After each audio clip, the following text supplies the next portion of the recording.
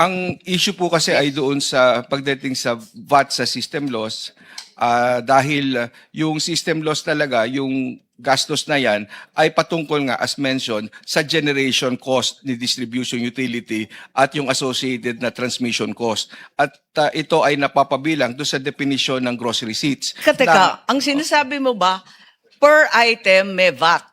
Pagkatapos, yung compounded total, may VAT na naman? Hindi po, kasi yung... Parang nalito ako dun, yung pong parang VAT doble-doble na yung hindi singil po. ninyo. Yun lang sa system loss, separate siya na ini-impose ng VAT, but yung system loss charge kasi represents the generation cost at yung associated transmission cost para dun sa nawalang kuryente. Yes, but attorney, you're effectively doubling the charges because you have an individual charge for system loss, whereas you have another charge for generation and transmission. Parang Pero dun po sa generation charge, kino-compound mo siya ng doble-doble. Hindi Ang po, bigat kasi- naman. hindi po, kasi nakahiwalay doon yung sa generation charge ni distribution utility, nakahiwalay doon yung cost para doon sa system loss, para doon sa yung sa difference between the kilowatt hours purchased Yes, we at saka yung understand that. kilowatt We hours understand sold. that. But it's not helping our problem na sana, yun nga, maibsan itong labis-labis na charges at kung paano yung VAT na yan, kasi matagal na namin sinasabi yan, nakahiwalay naman siya eh. Klaro naman sa unbundled receipts ng Meralco. Bakit hindi nalang bawasan yan? Yun lang. Okay. Apo, sinulatan na rin po namin yung BIR sagot. at humihiling kami na kung po pwede marekonsidera yung definition ng gross receipts para sana ay hindi na mapasama dito yung system loss charge. System loss. Oo. Bakit yung system loss nasa VAT pa rin? Oo. Kasi that's prospective eh. Hindi pa nangyayari yun. Bakit tataksan na? Ang bigat naman. Okay, thank you very much. To ERC, parte po nung Protect Committee recommendation is to study the VAT component of petroleum and VAT component of electricity. So we'll call for a consultative meeting pero umpisahan na natin yung proseso. No? Nakita ko rin taxes, not only VAT, but franchise tax, meron pa tayong electricity tax. Local franchise tax, meron pa isa, electricity tax, electricity tax, no? Energy tax, no? So maraming may energy tax pa na I believe matagal na ito eh. No? Tapos po yung benefit to host communities, Yes. tumaas na din dahil na rin doon sa kahilingan ng mga host communities. So itong issue na ito ay idinudulog din sa ERC kung maaari din mabawi ng ating mga generation companies yung karagdagang benefit to host communities na kakailangan nilang bayaran para sa kanilang mga generation na ilolocate doon sa mga host provinces and local So we'll governments. request ERC to study the tax component, no? Kasi nakita ko even energy tax na matagal na pala ito. Hindi na siya para sa akin hindi na applicable, but we'll study the tax component. Itong dalawa recommendation ng Protect Committee na pag-aralan and give us a recommendation. With that, we'll call, we recognize Senator Marcoleta. Salamat, Mr. Chair. Tagal na yun, energy tax. I will continue from where Senator Amy ended her questioning. Attorney San Juan, yung tax is the third largest component of cost, sabi mo kanina. Totoo naman yun eh. Kaya nga meron po akong panukalang batas na tanggalin na po natin yung 12% VAT sa electricity. Kokontra ka ba, attorney? Ako po personal, hindi po. Okay, salamat po. Kasi alam nyo, nakausap ko si Secretary Frederick Go. Miski siya, payag siya. On the basis that, sabi niya, alam mo, yung taxes from energy, sabi niya ganun. O ikukumpara natin yung regional, sabi niya ganun. Yung regional tax, that is contributing to the GDP. ASEAN is only 16%, sabi niya. So, ang Philippines, sabi niya, 18%. So, nandun lang tayo. So, yung 12% VAT na yan, para sa akin, ay doable and realistic. So, meron po akong kailangan lang mapast-track yung pagpapalis ng 12% VAT sa kuryente. Para sa ganun, ay unti-unti nababawasan natin ang elektrisidad na talaga namang ngayon ay lalong dumoble pa. Sabi nga ng marami, kanina po ginawa kong ehemplo yung manager ng isang bangko, dumoble po ang kanyang binabayaran sa kuryente.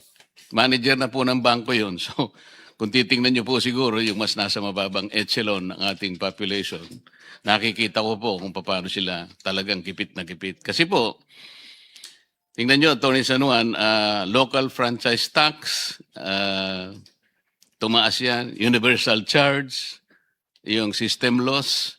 Pati nga po yung system loss, merong tax. Dito lang nangyari sa bansa natin. Pati ba yung bagay na wala, natatax? Isipin po ninyo, lifeline rates, senior citizens discounts, at yung ancillary services. Kaya po tumaas ang singil ng Meralco ay dahil sa contributory factors na ito. Sabi ko nga sa Meralco one time, pati ba naman yung local franchise tax, kayo naman yun eh. Wala namang kinalamanan yung mamimili ng kuryente. Sana yun lang, local franchise tax, kayo naman ang nag-apply nito. At tama lang naman kayo lang. Dapat tanggalin nyo to. Yung system loss po, alam po ninyo, Atty. San Juan, Meralco representative, meron pong isang napakagandang desisyon ng Korte Suprema dyan eh. Nung magkaroon ng kaso between Meralco at saka yung dating ERC, ERB pa nun eh. Alam po ninyo kung ano yung sabi ng jurisprudence? Hindi mo kailanman maipapasa ang costs, yung gastos sa isang mamimili, sa consumer, kung ito naman ay hindi kanya nakapagbibigay sa kanya ng anumang benefit. Wala naman talagang benefit ang system loss sa kanya. Bakit mo ipapasa yun? Isa yun sa isang pinakamagandang jurisprudence po na naitala sa kasaysayan ng Supreme Court. Pero hindi po natutupad yun eh. Mula doon sana pag-aralan natin. At mula sa batas po, sinasabi, kinakailangang manaig po yung salita ng batas. Isa po sa mga layunin ng EPIRA ay yung pong pagkakaroon ng affordable rates of electric power. Sa akin palagay po, yung affordable ay mura, abot kaya, kayang-kaya. Pero kailanman hindi pa po nangyari yun. So hanggat hindi natin naibaba, at ngayon nga po, lalong tumataas, Mr. Chair, there is a continuing violation of the law. Affordable rates po. Sumisigaw na po sa hirap ang mamamayan ngayon. Atty. San Juan, pag-usapan natin ang ancillary rates. Isa po sa malaking bahagi ng gastusin na binabayaran po, napupunta po dun sa listahan, dun sa monthly billing po ng isang consumer. Bakit hindi nyo po i-propose na ang gobyerno ay mag-maintain na po ng isang power plant na ang tanging layunin niya ay siya na po yung mag-provide ng ancillary rates para hindi makadagdag po. Hindi naman po siguro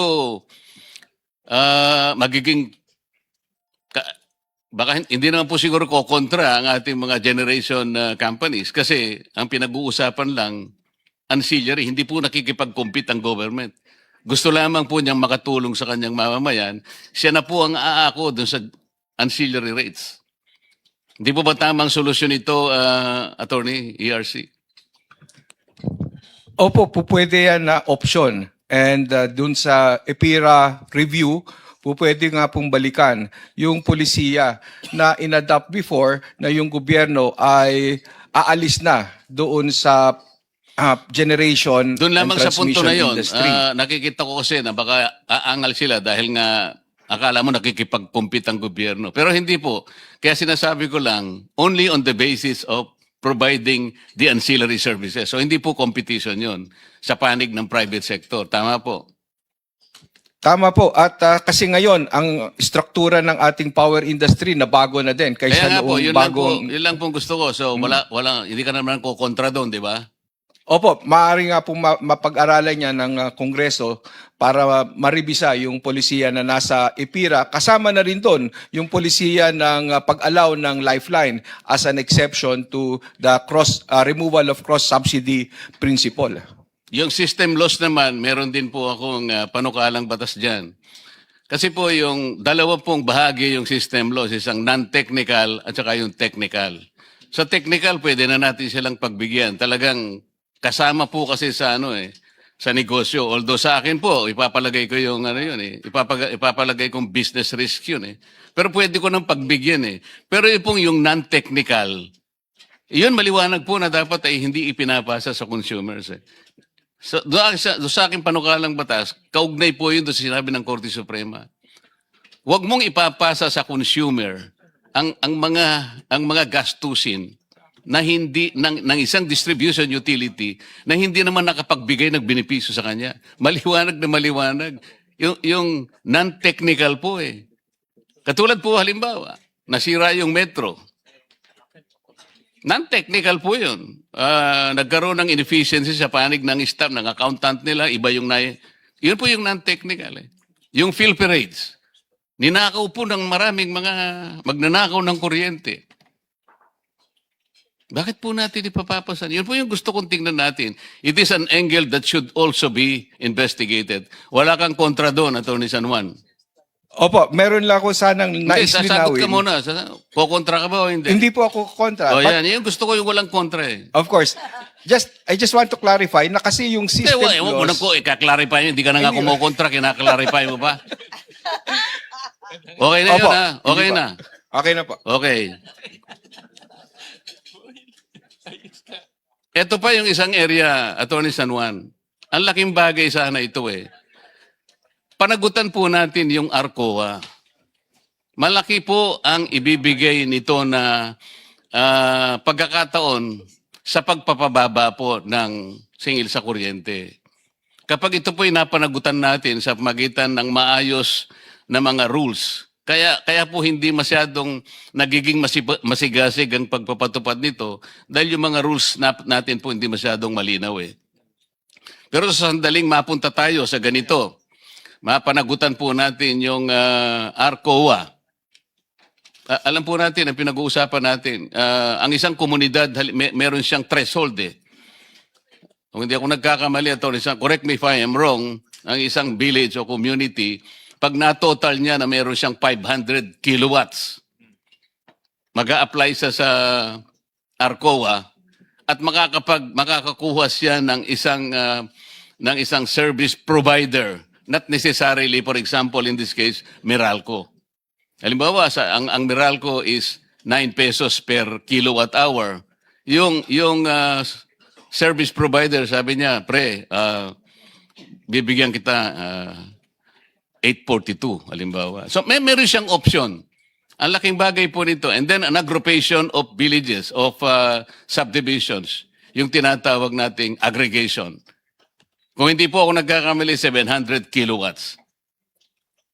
Para ko pong nakita na unti-unti nakakatulong tayo na mapababa natin kung sakasakali pong yung mga regulasyon natin magiging malinaw at saka may pakalat po natin impormasyon na ito, marami po ang mag-a-avail nitong retail competition and open access na kung tawagin natin ay ARCOA. Wala kang kontra doon, Atty. San Juan. Wala po. In fact, full support kami sa lowering ng threshold. We are supposed to implement now the 100 kilowatt threshold this coming June. We've also approved the retail aggregation program, and we've been actively pushing for this program to be adopted by our communities, by our villages, by businesses na mayroong mga iba't ibang mga offices or branches or mga pwede nilang i-aggregate.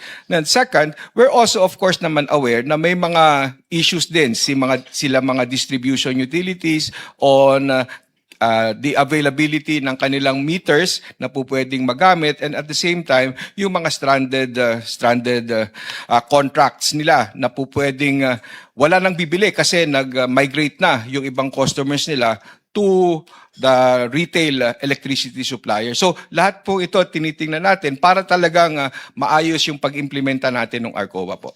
So walang kontra. Wala po, wala po. Salamat.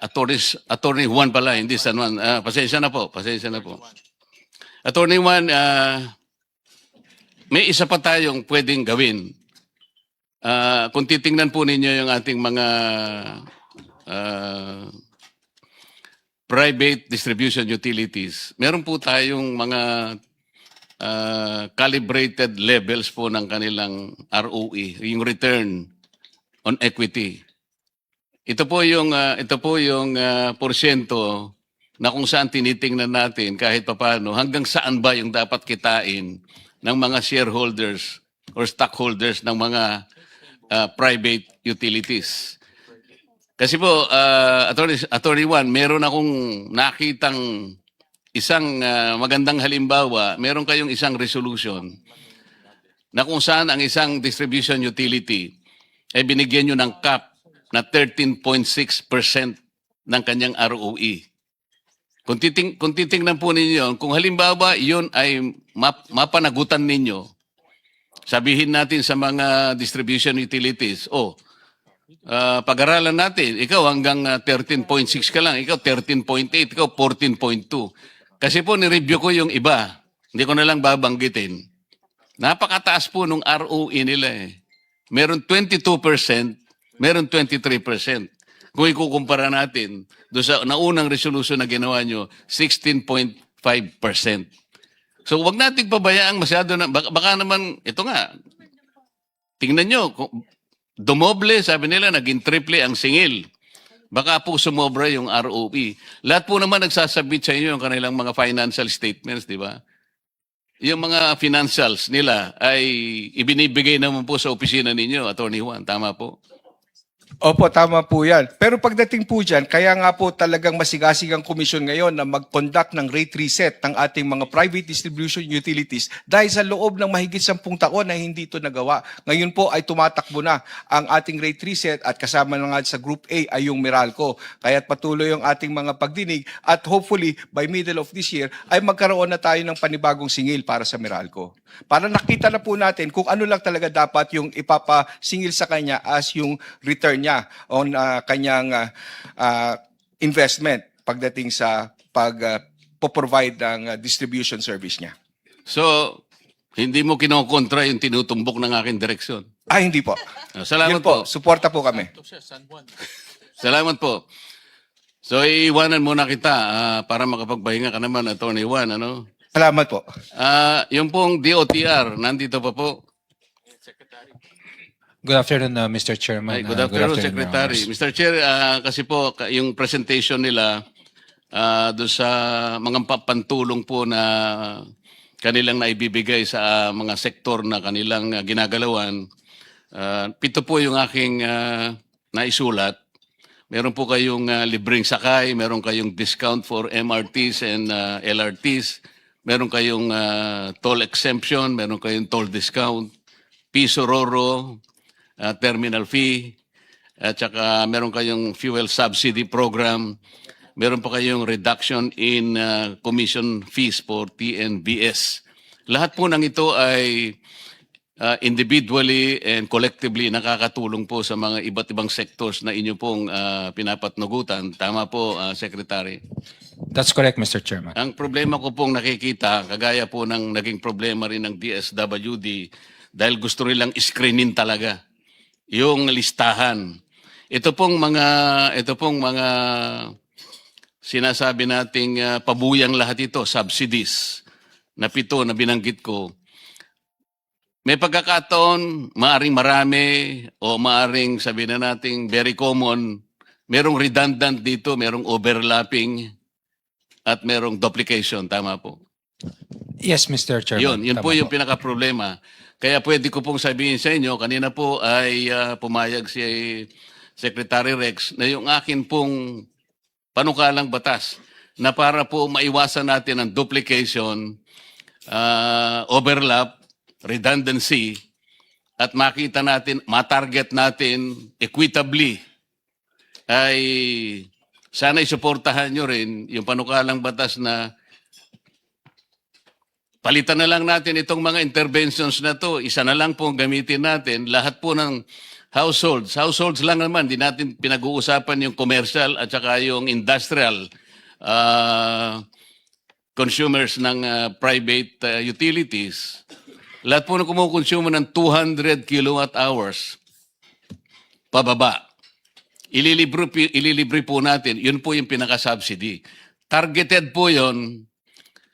Ang ating mabibiyayaan doon hindi po kukulangin sa 5.5 million per families. Kapag sinuman nyo po yon, hindi lalabas sa between 25 to 27 million per Filipinos. Yun po kasi yung pinaka-target ng mga ayuda. Merong AIX, may tupad, may maipip kung ano-ano, at ngayon po, lahat po ng departamento talagang aligaga na talagang tulungan natin. Dapat naman po kasi, biglang dumating ang ganitong klaseng problema nang hindi natin inaasahan. Kaya tama lang po yung response na ginagawa nyo. Kaya lang yung overlap talagang nandun. So papayag po kayo na ipast track namin at wag na po kayong kukontra kung sakaling maisabatas namin yung 200 pesos kilowatt hours. Yun na lang po yung subsidy. Targeted, hindi nakukurap, diretso sa consumer, walang epal. Mabilis. Monthly po ito. We fully support the bill, Mr. Chairman. But if I may just say, Mr. Chairman, on the part of the Department of Transportation, we're addressing the situation also of the middle class, Mr. Chairman. That's why we give 50% discount sa MRT3 natin, LRT2 natin, at pati din yung mga discount sa take-off at saka landing fees ng airports natin, paliparan, pati yung mga toll discount. But nonetheless, Mr. Chairman, yung panukalang batas niyo po, maganda po yun to address the situation of the poorest of the poor. Salamat po. Mr. Chair, sa DOE, meron po bang representative ang DOE? Ay, si ano to? Yusek Rino? Yusek Mari Marasigan po. Mr. Chair. Kala ko si Rino. Pasensya ka na, malabo talaga. Yung kanina pong pinag-uusapan, yung replacement cost natin, ito po yung mahiwagang replacement cost na yun po yung pasimula ng aking pagtatanong kanina. Palagi po nating binabase ito dun sa international market price na kung saan ay ginagamit natin yung mga Argus benchmark, yung MAP Singapore, MAP Dubai, ito yung Dubai Crude Futures. Wala po kaming question doon eh. Ang tinatanong ko po noon sa dalawang nakaraang pagdinig namin dito, bakit po biglang ginamit yung replacement cost na base sa mga trading floors, international trading floors, samantalang 2 weeks pa lang po ang nakararaan, kung saan ay meron pa tayong stock na about 2 months, sabi ng Pangulo. Hanggang ngayon po ay hindi po kami nakakatanggap ng paliwanag.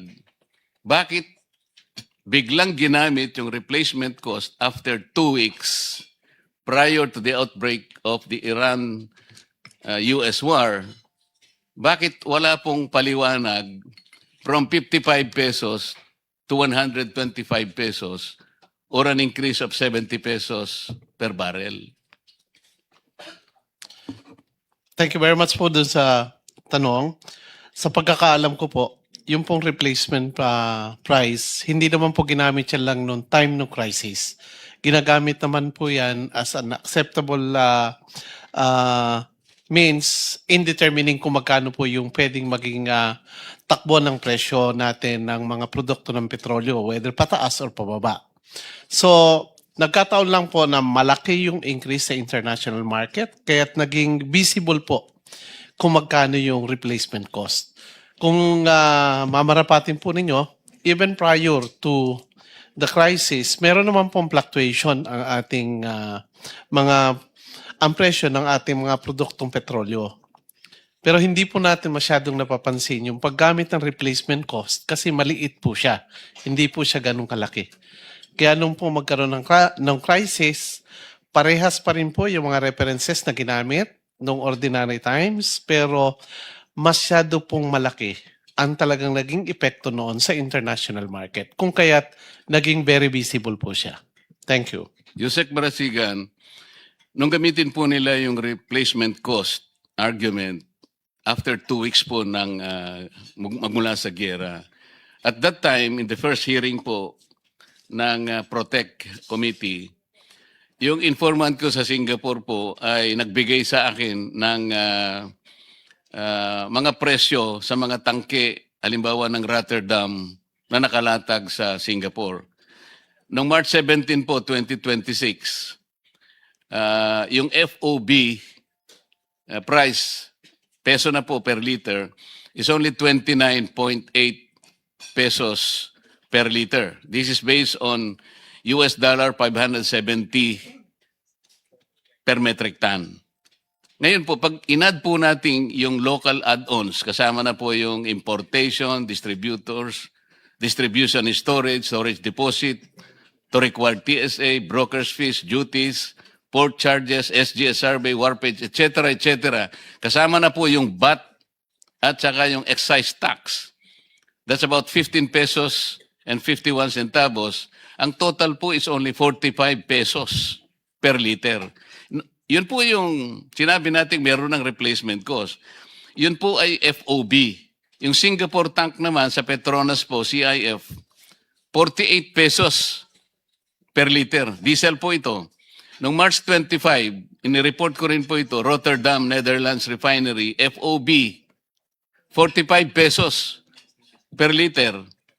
Yung CIF po, 48 pesos, 91 centavos. Yung Petronas po, CIF, 50 pesos, close to 51 pesos. Kaya ko po sinasabi ito, Yusek Marasigan, bakit po merong ganitong presyo na ino-offer po yung mga tangke ng dalawang refineries na binabanggit ko, pero sumipa na po ng more than 127% ang presyo dito sa ating bansa. Yun po yung hinahanap ko sana na paliwanag. Paano po nangyari in 2 weeks time, ganun po kalaki ang paglundag ng presyo? Mr. Chair, sinubukan po namin na kalkulahin. Actually, hindi po ako, kundi yung aming concerned unit na siya pong nag-handle ng ating downstream industry. Ang nakikita nga po namin sa Department of Energy is hindi nag-aakma yung mga presyo at mga item, yung po bang pag-determine ng actual price ay hindi naaakma o hindi sumasang-ayon kung paano po ito na-i-project, kagaya po ng projection na ginagawa ng MAPS. So yun po yung hindi namin makita kung paano po i-establish yung relationship between yung pong actual na price na nabanggit po ninyo, na binigay po ninyo sa amin, at paano po yung presyuhan. Sa ating pong sa ating kalakalan po, natural ng kalakalan, simulat sa pulpo, ginamit na po natin na reference yung MOPS pagdating po sa petroleum finished products. Dahil hindi po natin ma-relate or hindi naman natin kaagad-agad magkakaroon ng access. Yun po yung hindi namin malaman sa ngayon at tinaalam pa po ng aming concerned unit. Salamat po. Mr. Chair, magmula po nung unang hearing hanggang ngayon, halos mahigit 1 buwan na po tayo. Ang ibig po ba niyong sabihin, wala po tayong makukuhang paliwanag mula sa oil companies? Na after 2 weeks po lamang ng pagsiklab ng digmaan sa Iran, pagitan ng Iran at Amerika at Israel, paano po natin i-justify po from 55 pesos to 125 pesos or a price differential of 70 pesos per liter? Doon ko nga po nakuwenta yung gross income na 3 billion pesos sa pagitan po ng diesel at saka gasoline lang. Ang nakakapagtaka po, hindi naman kumibo yung oil companies. Yung DOE, hindi rin naman po dinispute yung aking calculations kasi po nanggaling din sa inyo yung mga datos Yun po yung hinahanap nating paliwanag. Paano sa pagitan lang ng 2 weeks, from 55 to 125? Paano in-apply po yung replacement cost? Kunyari po, pinag-uusapan natin na isang mahabang continuum. Where exactly in that continuum did we utilize the replacement cost? Third day after, paano yun? After 3 weeks, kinalculate natin ba? After 5 days, replacement cost? Paano po? Kasi kailangan po niyong ipaliwanag sa amin yun eh. I think I will recommend to the chairman that the DOE should provide an explanation in consultation with the oil companies kung paano nangyari po yun eh. It is totally unprecedented.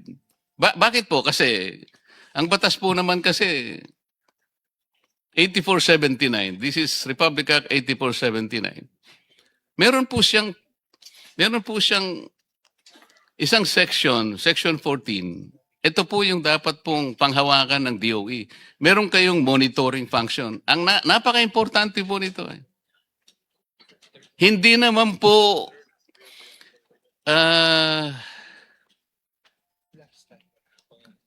anong tawag doon? Hindi helpless ang gobyerno eh. Hindi po nakatali ang kamay ng gobyerno even under a regime of the regulated industry. Meron siyang pinrovide na remedy, Section 14. Ang sabi po rito, particular na po doon sa paragraph E, in times of national emergency. Itong term na national emergency is the operative word. This is even provided by the Constitution. I think it is Article 12, Section 17. It talks about national emergency. And if we are in a national emergency, Mr. Chair, I'd like to ask them, how do you operationalize Section 14?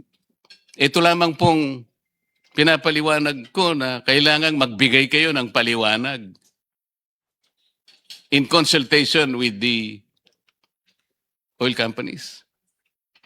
Paano biglang lumundag ng ganun? Aren't you bothered that the people are asking? I want to help you. Sabi ko nga po kanina, if I can help you explain to our people, baka malaking may tutulong natin. Nagsisikip na po ang dibdib. Gipit na gipit, nagsisikip pa yung dibdib. Hindi po kasi nila maintindihan, natutulog sila on such a day, 55 pesos po yung gasolina, pagkagising nila 125. You owe it to this committee, if not to the whole Filipino people, particularly the consumers, to provide an answer. Kailan po nagagamit yung replacement cost? Using your monitoring function, Yusek Marasigan, I think you will be able to explain before the committee para po maintindihan ng tao. Ipapaliwanag po namin pagkatas niyong ibigay. Ano po ba yung threshold?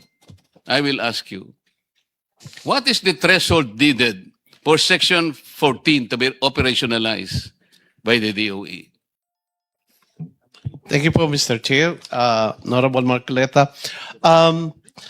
Una po, nais ko po ipalam sa inyo na base po dun sa ating concerned unit, nagkaroon na po tayo ng coordination dun sa supplier po, yung nagbigay po ng presyo na katumbas po ng binigay niyong presyo sa amin, kung saan ay nakikipag-arrange na po kami ng coordination meeting.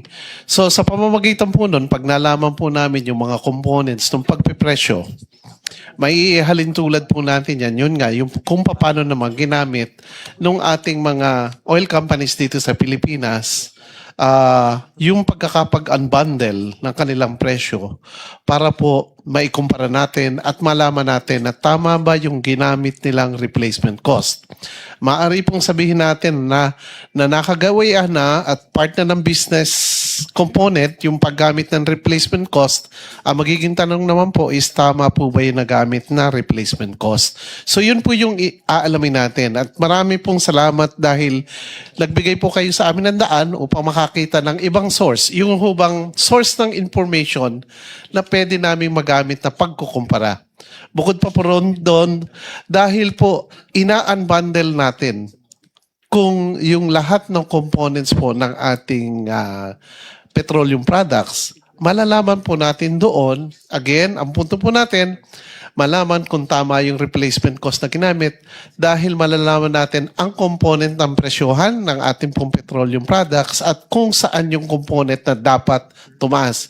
Kung halimbawa ko lang po, pero hindi direktang halimbawa, hindi direkta comparison. Sa ating pong electric power industry, alam po natin ang component ng generation. Alam po natin ang component ng ancillary, transmission, distribution, and etc.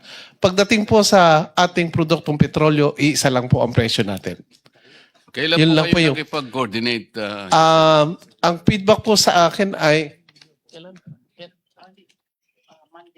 Monday. Nung Monday po kami nagkaroon ng coordination. So magse-set po kami ng meeting. Nung Monday lang po kayo nakipag-coordinate? Di po, Isang buwan na po nating pinagtatalunan nung Monday ito yung po Maratigan. na-establish yung communication, yung pong contacts kung paano sila ma-access. Opo, We tried po. Kumontak na po sila. Opo. Ano pong ginamit na modality ng pag-contact? May nakuha na daw pong contact number para mag-communicate. Kasi po, ang ginawa po ninyong communication through email. Tama po? Ito po, nakuha ko po yung email ninyo eh. Ang email nyo is April 27, 2026, 12:25 p.m. In-email po ninyo yung contact informant sa Singapore na nakabase po sa Australia. Ilang oras po ang pagitan ng Pilipinas sa Australia?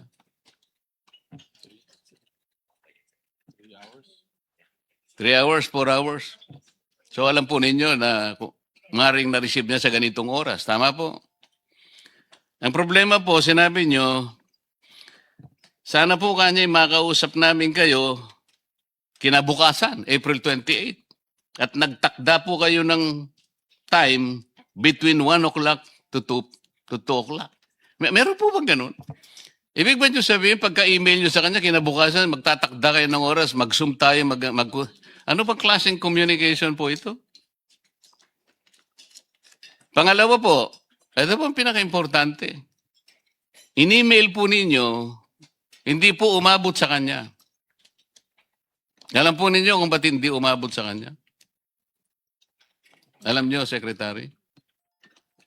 Hindi po po. Oh, siguro ayaw po nilang sabihin. Siguro nandyan yung mga assistant mo, ayaw nila sabihin sa'yo, nahihiya sila. Pero kailangan malaman mo kung ba't hindi umabot. Kasi halos pagalitan ko na yung informant. Bakit hindi ka sumagot? In-email ka nila, pagkakataon mo na ito. Sipsipin niya, email lang kayo noong Lunes. Mr. Chair. Alam niyo kung bakit hindi umabot?